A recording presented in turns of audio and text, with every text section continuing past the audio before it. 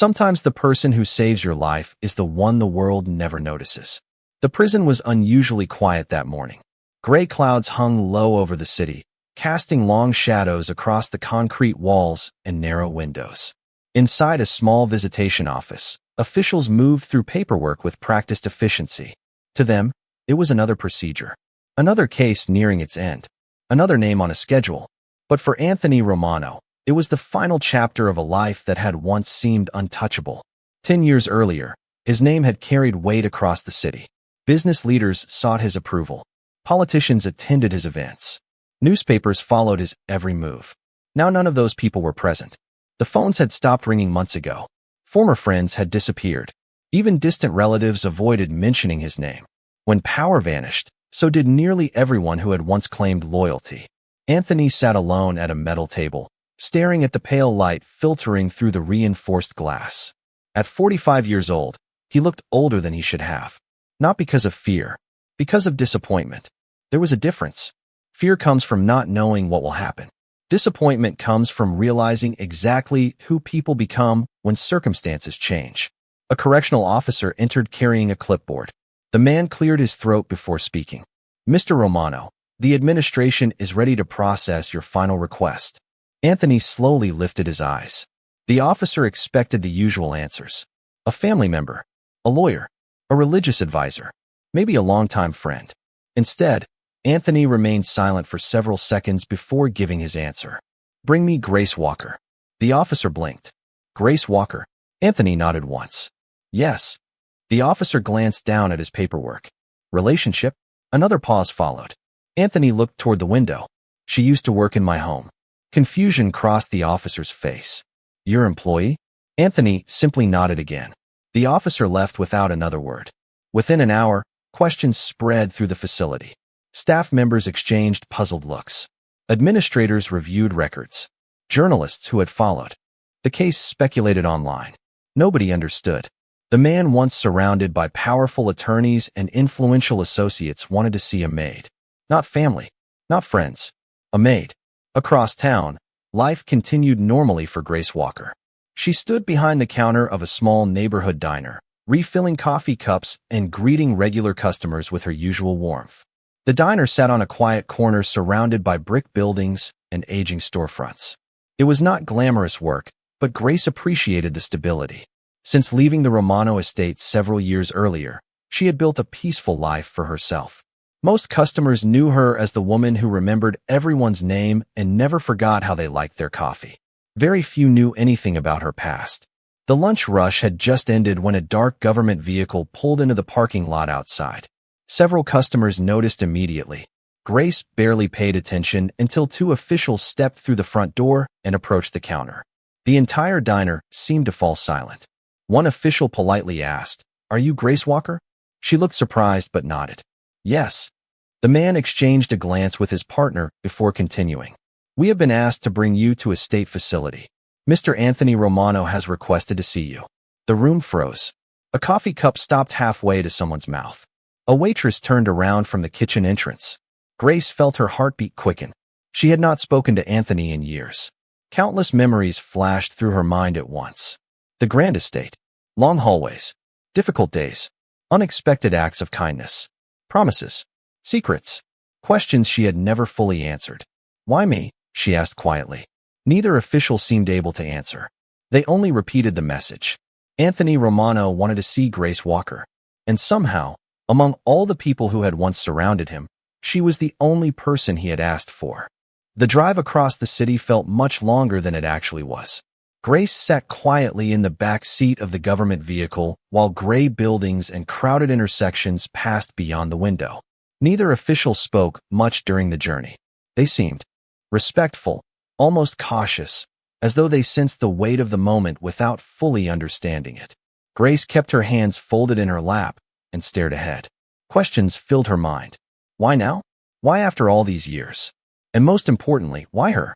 News reports had followed Anthony Romano's case for months. Every television station had covered it. Every newspaper had printed his photograph. Public opinion had already reached its conclusion long before any final decisions were made. To most people, the story was simple. A powerful man had fallen. End of discussion.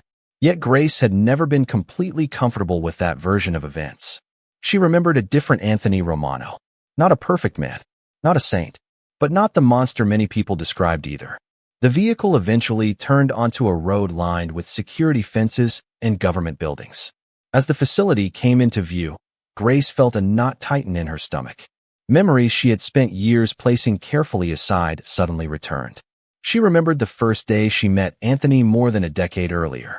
Back then, she had been 21 years old and desperate for stability. Her mother had recently passed away. Bills had piled up. Job applications went unanswered. Some nights, she had fallen asleep wondering whether she would still have a place to live by the end of the month. Then someone told her the Romano estate was hiring. She almost did not apply. The mansion itself had seemed intimidating when she first arrived. Marble floors stretched beneath towering ceilings. Expensive artwork lined the walls. Employees moved with quiet efficiency through hallways larger than most apartments. Grace expected to be turned away. Instead, Anthony had personally interviewed her after a scheduling mistake left her waiting in the reception area for nearly 3 hours. Most wealthy employers would never have noticed. Anthony did. He apologized for the delay himself. Then he sat down and asked questions nobody else had bothered asking. He wanted to know about her goals, her family, her future. Grace still remembered how unusual that felt. People often looked through workers in positions like hers. Anthony actually listened. A week later, she received the job. Over time, she learned that many employees shared similar stories. Anthony could be demanding. He expected professionalism. Yet he also paid fairly. He helped staff members through emergencies. He quietly covered medical expenses when one employee's child became seriously ill. He funded college tuition for another worker who wanted to continue her education. Most of those acts never reached newspapers. They were not the kind of stories people wanted to hear. The vehicle slowed near a security checkpoint. Grace looked down at her hands. There was one memory she rarely allowed herself to revisit. A memory involving a small wooden box. Years earlier, during a particularly difficult week at the estate, Anthony had called her into his private office. He had handed her the box and given very specific instructions. Keep it safe. Never open it. Only use it if something happened to him. At the time, the request seemed strange. She had almost laughed. Nothing happened to men like Anthony Romano. They controlled outcomes. They solved problems. They did not prepare for disaster. Yet she had promised. And unlike everyone else who had eventually abandoned him, Grace had kept that promise. As the gates opened and the vehicle rolled forward, a chill ran through her. Because for the first time in years, she found herself wondering whether the box hidden beneath a floorboard in her apartment might finally matter. The security gates closed behind the vehicle with a heavy metallic sound that echoed through the gray afternoon. Grace followed an escort through a series of hallways lined with concrete walls and fluorescent lights. Everything felt cold, controlled, final. Yet the deeper she walked into the facility, the stronger her memories became. It was strange how certain moments refused to disappear no matter how many years passed. As she moved through the corridors, she found herself thinking about the day Anthony had given her the wooden box. At the time, she had already worked at the estate for nearly 4 years. She knew the rhythms of the household. She knew which employees were planning retirement and which. Gardeners secretly competed over whose roses looked better. She knew Anthony's habits well enough to notice when something troubled him. And during that particular week, something clearly had. He had become quieter, more cautious. Meetings stretched late into the night. Phone calls ended abruptly whenever someone entered the room. One evening, after most of the staff had gone home, Anthony asked Grace to come to his office. The room overlooked the city skyline. Rain tapped softly against the windows. Grace remembered expecting instructions about household schedules or upcoming guests. Instead, she found Anthony standing beside his desk holding a small wooden box. Without explanation, he placed it in her hands. "I need you to keep this safe," he said. Grace looked down at the box. It appeared ordinary. No markings, no labels, nothing that suggested importance. "What is inside?" she asked. Anthony shook his head. "You do not need to know." The answer surprised her. Over the years, trust had developed between them. Not friendship exactly. Something quieter. Respect. Anthony studied her carefully before continuing. "Promise me something." Grace nodded. "If I ever ask for it, you bring it back immediately." She nodded again. And if something happens to me, his voice trailed off for a moment. Only then may you open it. Grace laughed softly. Nothing is going to happen to you. Anthony smiled, but the expression never fully reached his eyes. Promise me anyway. She promised. Then she carried the box home and hid it beneath a loose floorboard in her apartment. Days became months. Months became years. Eventually, the box transformed into something she rarely thought about. Yet she never moved it, never opened it, never broke her word. The escort stopped outside a secure visitation room and opened the door. Grace's heartbeat quickened. Through the glass partition, she could already see Anthony seated at a table. He looked different from the man she remembered. Older, more tired. Yet the moment he raised his eyes toward the doorway, she recognized the same calm presence that had once guided an entire household. For several seconds, neither spoke. The years between them seemed almost visible. Then Grace entered the room. Anthony stood slowly. A faint smile appeared on his face. Grace. Hearing her name and his voice again felt strangely emotional. She sat across from him and tried to find the right words. None came. Finally, she asked the question that had followed her throughout the entire journey. Why did you ask for me? Anthony studied her quietly. Around them, the room remained silent. The ticking clock on the wall sounded louder than it should have. Then Anthony asked a question of his own. Do you still have it? Grace froze. She did not need clarification. Instantly, she knew exactly what he meant. The wooden box. The promise. The secret she had protected for years. Slowly, she nodded. For the first time since entering the room, relief appeared in Anthony's eyes. Not fear. Not desperation. Relief. And in that moment, Grace realized that whatever was hidden inside the box was far more important than she had ever imagined. For several moments, neither of them spoke. The visitation room seemed smaller than before, as though the question hanging between them had absorbed all the available space. Grace sat motionless, staring at Anthony across the table. She had expected many things when she agreed to come. Regret, farewell, perhaps an explanation. She had not expected the conversation to begin with a wooden box hidden beneath her apartment floor. Anthony leaned back slowly and released a quiet breath. The relief that had crossed his face after hearing her answer remained visible. It was the expression of a man who had finally confirmed that something precious had survived. Grace studied him carefully.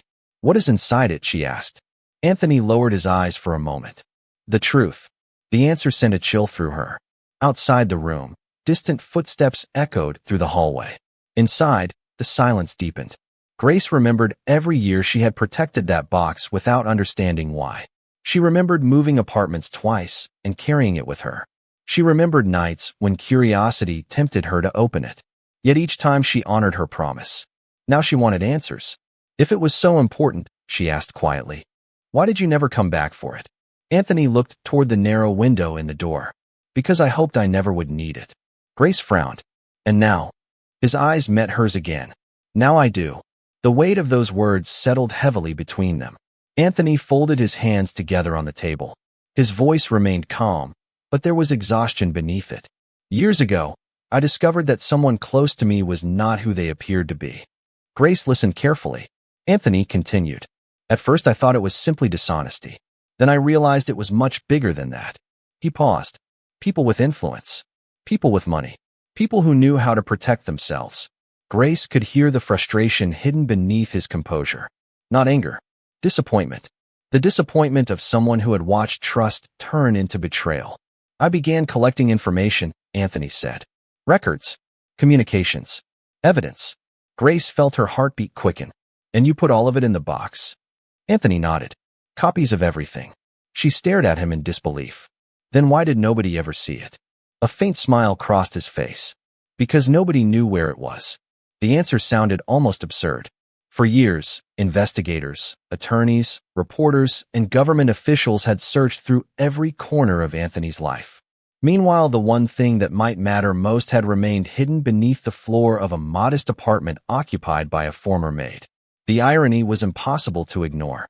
Grace looked down at her hands. Suddenly, she understood why Anthony had trusted her. Powerful people often surrounded themselves with other powerful people. Those people attracted attention. Grace attracted none. She had spent most of her life being overlooked. In this case, that had made her the safest person in the city. Anthony watched her process the realization. Then his expression became serious again. Grace, there is something else you need to know. She looked up. What? Another silence followed. I never believed I would lose. The honesty in his voice caught her off guard. Not because I thought I was invincible, because I believed the truth would matter. His gaze drifted, briefly toward the table. I was wrong. Grace felt her chest tighten. For the first time since entering the facility, she saw something vulnerable behind his calm exterior. Not fear of what might happen next. Sadness. Sadness that a man could spend years defending the truth and still watch the world choose a simpler story. Then Anthony leaned forward slightly. You have to go home tonight. Grace nodded slowly and opened the box. The room fell silent once more, because deep down, both of them knew that whatever waited inside that box was about to change far more than either of them had imagined. The meeting ended less than 30 minutes later, but Grace carried its weight with her long after she left the facility. The sky had already darkened by the time she returned to her apartment. Streetlights cast pale circles across the sidewalk. Cars passed occasionally through the quiet neighborhood. Everything looked exactly as it had that morning, yet nothing felt the same. For years, the wooden box had been little more than a forgotten responsibility hidden beneath her floor. Now it felt like the center of a storm. Grace locked her apartment door behind her and stood silently in the living room. The familiar space suddenly seemed unfamiliar. Her eyes drifted toward the corner where an old bookshelf rested against the wall. Beneath it, hidden under a loose floorboard, waited the promise she had protected for nearly a decade. She knelt slowly and lifted the board. Dust coated the edges. The box remained exactly where she had left it. Unchanged, untouched, patient. For several seconds, she simply stared at it. Then she carefully lifted it into her hands. The wood felt heavier than she remembered, perhaps because she finally understood that its contents mattered. Grace carried it to the kitchen table and sat down. Rain began tapping softly against the windows outside. The sound reminded her of the night Anthony had first entrusted it to her. Back then, she had never imagined this moment would arrive. Her fingers rested on the lid. One promise ended. Another began. Slowly, she opened the box. Inside rested several sealed envelopes, a flash drive, handwritten notes, and a thick stack of documents bound together with a faded ribbon. At the very top lay a letter addressed specifically to her. Grace unfolded it carefully. Anthony's handwriting was unmistakable. The letter was short, direct. If you are reading this, then events unfolded exactly as I feared. Everything you need is here. Do not trust public narratives. Do not trust appearances. Follow the evidence. Most importantly, do not let fear decide what happens next. Grace swallowed hard and continued reading. Anthony explained that years earlier he had uncovered financial records linking several influential figures to illegal activities hidden behind legitimate businesses. At first, he believed the authorities would investigate once the information surfaced. Instead, key records disappeared. Witnesses changed their stories. Entire timelines were rewritten. The deeper he looked, the more isolated he became. Eventually, he realized he was being positioned as the perfect person to blame. The documents on the table suddenly felt dangerous. Grace looked through the first folder. Bank transfers, internal communications, signed agreements, names she recognized from newspaper headlines and television interviews. Respected people, powerful people, the kind of individuals nobody expected to appear in secret records. Her heart pounded faster with every page. Then she found something else. A series of time-stamped recordings stored on the flash drive. Attached to them was a handwritten note. The originals remain secure elsewhere. These copies are enough to prove everything. Grace leaned back in disbelief. For years, investigators had insisted the case against Anthony was clear, simple, final.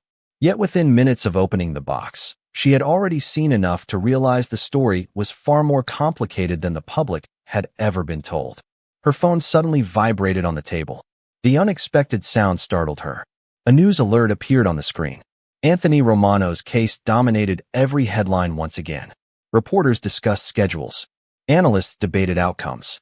Entire networks treated the story like a finished chapter. Grace looked from the phone to the documents spread across her kitchen table. Then she looked at the clock. Time was moving. Fast. For the first time that night, she truly understood why Anthony had chosen her. Not because she was powerful. Not because she was important. Because she was the one person he believed would do the right thing when everyone else stopped looking for the truth. Grace did not sleep that night. The kitchen table remained covered with documents, handwritten notes, and pages of financial records. Empty coffee cups accumulated beside her as the hours passed. Outside, darkness slowly surrendered to the first light of morning, but Grace barely noticed. Every time she thought she had reached the end of the evidence, another detail appeared. Another connection. Another piece of a story the public had never heard. The deeper she looked, the more one fact became impossible to ignore. Anthony had been telling the truth. Shortly after sunrise, Grace inserted the flash drive into her laptop. Her hands trembled slightly as she opened the files. Several recordings appeared on the screen. Most were labeled only with dates and times. She clicked the first one. Voices filled the room. Calm voices. Professional voices. The kind of conversations that sounded ordinary until someone listened carefully. Grace listened for nearly an hour. By the time she finished, she felt physically exhausted. The recordings did not contain dramatic confessions. They contained something more powerful. Details, timelines, contradictions, statements that directly challenged the version of events repeated for years by reporters and commentators. Everything Anthony had written in his letter began to align with what she was hearing. Her phone rang shortly before 8 o'clock. The number belonged to Daniel Brooks, a former attorney who had once worked for Anthony's organization. Grace had not spoken with him in years. After a brief hesitation, she answered. Daniel sounded surprised. Grace. Yes. A pause followed. I heard you visited him yesterday. Grace immediately sat upright. How did you know that? People are talking. His voice lowered. Listen carefully. If he asked for you, there is a reason. Grace glanced toward the documents. Spread across the table. There is. Silence followed. Then Daniel asked the question she had been asking herself all night. Did he leave something behind? Grace hesitated. Every instinct told her to remain cautious. Yet Anthony's letter had mentioned Daniel by name among a short list of people he still trusted. Yes, she finally answered. Another pause. This one sounded heavier. Then you need to move quickly. Grace looked at the clock. Time suddenly felt very real. Daniel explained that several independent legal groups had continued reviewing aspects of the case for years, despite public opinion moving on. Most lacked access to original evidence. Without documentation, questions remained questions. But if what Anthony preserved truly existed, everything could change. Grace spent the next several hours scanning documents and organizing files. By noon, her small apartment looked less like a home and more like a command center. Every surface held papers. Every notebook contained timelines and annotations. The woman who normally served coffee and greeted customers at a diner had become the guardian of information capable of challenging one of the most widely accepted narratives in the country. Yet beneath the urgency, another realization slowly emerged. Anthony had never asked her to save him. Not once. During their meeting, he had not begged. He had not demanded. He had not even asked whether she believed him. He only asked if she had kept her promise. The distinction mattered. Grace finally understood why. To Anthony, this was never about preserving his reputation. It was about preserving the truth. As afternoon approached, Daniel arrived carrying legal folders and a laptop. Together, they began reviewing the evidence. Within 30 minutes, even the experienced attorney looked stunned. He removed his glasses and stared silently at one particular document. Grace, he said carefully, do you realize what this is? She shook her head. Daniel looked back down at the page. This is enough to reopen everything. The room fell silent. Outside, the city continued moving through another ordinary day. Inside a modest apartment, a former maid and a forgotten attorney had just discovered that the story everyone believed might be only hours away from changing forever. The next 24 hours unfolded faster than anyone expected. What began inside Grace's apartment soon expanded far beyond its walls. Daniel contacted trusted legal experts. Independent investigators reviewed the files. Former analysts compared timelines against public records. One by one, people who had quietly doubted parts of the official narrative finally gained access to evidence they had never seen before. By evening, several conference rooms across the city remained lit long after normal business hours. Documents moved from laptop screens to review tables. Questions became discoveries. Discoveries became alarm. Grace sat quietly in the corner of one meeting room while attorneys examined the materials from the wooden box. Most of the people present had never met her before. Few would have guessed that the woman sitting silently beside the coffee machine possessed the key that brought them together. Yet every few minutes someone looked in her direction with growing disbelief. The evidence was proving far stronger than anyone anticipated. Shortly after midnight, a breakthrough arrived. One of the investigators found a series of internal communications that aligned perfectly with financial records from another folder.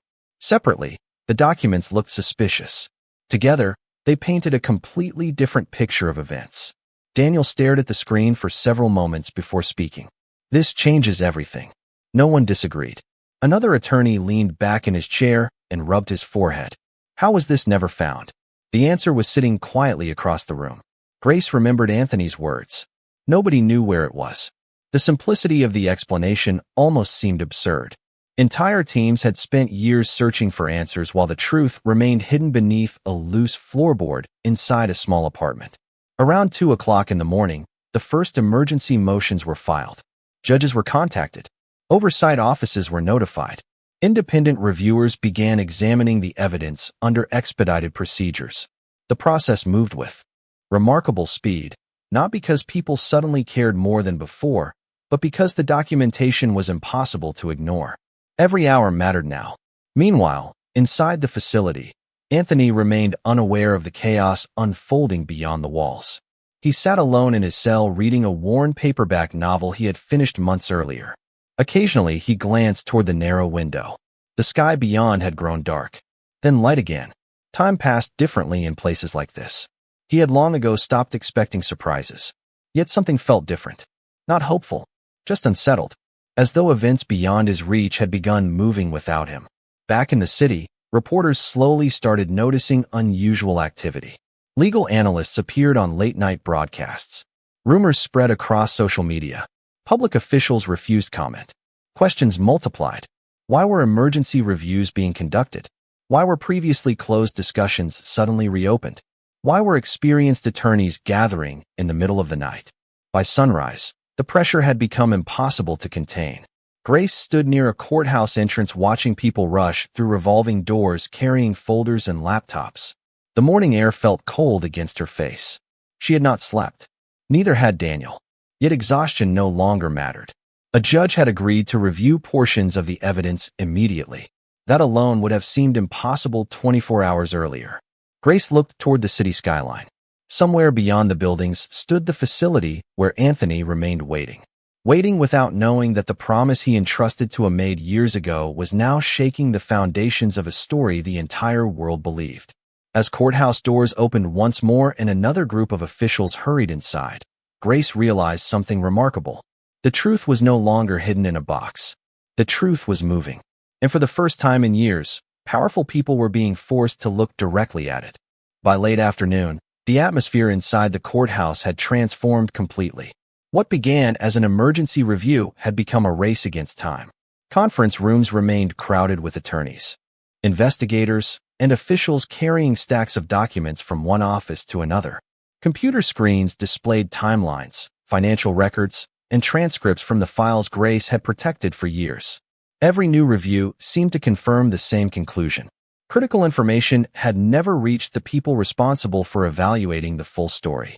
Grace sat quietly near a window overlooking the city. She felt exhausted, but she could not bring herself to leave. Too much depended on what happened next. Across the room, Daniel spoke with a group of legal experts who had spent the entire day analyzing the evidence. Their expressions were no longer skeptical. They were stunned. Shortly before sunset, a senior official entered carrying a folder marked with several urgent authorizations. The conversations around the room immediately stopped. Every eye followed him. He exchanged a few words with the review panel before handing over the documents. Several minutes passed. Then one of the attorneys looked up. "It has been approved." The room fell silent. Grace felt her heart pound against her chest. Approved. The word seemed almost unreal. Additional proceedings would move forward immediately. Independent examinations would continue. Most importantly, actions that had once seemed inevitable were being halted while the evidence received full consideration. For the first time in years, the official process had begun moving toward the truth rather than away from it. News traveled quickly. Within an hour, reporters gathered outside government buildings. Television networks interrupted regular programming. Analysts struggled to explain developments that nobody had anticipated 24 hours earlier. Public confidence in the old narrative began to crack. Questions replaced certainty. Meanwhile, Anthony remained inside the facility with no knowledge of what was happening beyond the walls. He sat at a small table reading when a correctional officer unexpectedly appeared at his door. The officer looked unusually nervous. "Mr. Romano," he said quietly. Anthony lowered his book. "Yes." The officer hesitated before continuing. "There have been developments." Anthony studied the man's face. For years he had learned not to place too much hope in rumors. Yet something about the officer's expression felt different. It was not pity. It was surprise. Genuine surprise. Hours later, Grace finally received permission for a brief phone call. Her hands trembled as she held the receiver. When Anthony answered, neither spoke for several seconds. The silence carried the weight of everything that had happened since their last meeting. Finally, Grace found her voice. "I opened the box." A faint smile appeared on Anthony's face, though she could not see it. "I know. The evidence is being reviewed." Another pause followed. Then Anthony asked the question that mattered most. "Did you do what you believed was right?" Tears filled Grace's eyes. "Yes." The answer seemed to satisfy him completely. He did not ask about headlines. He did not ask about outcomes. He only cared that the truth had finally been given a chance to be heard. As night settled over the city, courthouse lights continued glowing against the darkness. Officials worked through the evening. Review panels examined evidence. Decisions were reconsidered. And somewhere between the fading certainty of the old story and the emerging reality of a new one, the impossible was beginning to happen. The man everyone thought was finished was no longer waiting alone. Because the promise a Black Maid had honored for years was now forcing an entire system to look at the truth one final time. 3 weeks later, the city looked very different. Not because the buildings had changed or the streets had moved, but because the story people believed had finally begun to unravel. New investigations continued. Independent reviews expanded. Questions that once seemed settled were now being examined from every angle. Television networks that had confidently repeated one version of events suddenly found themselves discussing evidence they had never seen before. Reporters chased updates. Commentators revised opinions. Yet amid all the noise, two people remained remarkably quiet. Grace Walker returned to work at the diner. Every morning she poured coffee, greeted customers, and wiped down tables exactly as she had before. Most people passing through the restaurant had no idea what she had done, and that was perfectly fine with her. She had never wanted attention. She had only wanted the truth to be heard. One bright afternoon, a black sedan stopped outside the diner. Several customers glanced toward the window. Grace looked up from the counter and immediately recognized the man stepping out of the vehicle. Anthony Romano appeared older than he had years earlier, but something else had changed as well. The weight he carried seemed lighter. Not gone, just lighter. When he entered the diner, conversations gradually faded. Some customers recognized him. Others recognized him from recent news coverage. Yet Anthony ignored the attention. His eyes found Grace almost immediately. She smiled. He smiled back. For a moment, neither moved. Then Anthony approached the counter. "How is business?" he asked. Grace laughed softly. "Busy enough." The familiar simplicity of the exchange made both of them smile. After everything that had happened, they found themselves talking exactly as they always had. No dramatic speeches. No celebration. Just two people sharing a quiet moment. Later that afternoon, they sat together near the front window while sunlight streamed across the floor. Outside, pedestrians moved through the city without realizing they were passing one of the most extraordinary stories they would never fully understand. Anthony looked around the diner. "You know," he said, "every reporter in the city wants to interview you." Grace shook her head immediately. "Then they will be disappointed." Anthony laughed for the first time in what felt like years. The sound surprised even him. "You saved my life." Grace looked down at her coffee. "No." Anthony frowned slightly. "No." She met his eyes. "I kept a promise." The words settled gently between them. Anthony understood immediately. Years earlier, when everyone else focused on power, money, and influence, Grace had focused on something much simpler. Trust. She had protected a promise because she believed promises mattered. The rest followed naturally. Outside, sunlight illuminated the sidewalk. Inside, the afternoon remained calm. Anthony eventually reached into his jacket pocket and removed a folded document. He placed it on the table. Grace opened it carefully. Her eyes widened. It was a proposal establishing a scholarship and community support fund for workers facing financial hardship. At the top appeared a simple name, the Grace Walker Foundation. She looked up in disbelief. Anthony smiled. You spent years helping people when nobody was watching. Grace felt tears fill her eyes. Not because of the recognition, because she finally understood something important. The world had spent years focusing on powerful people.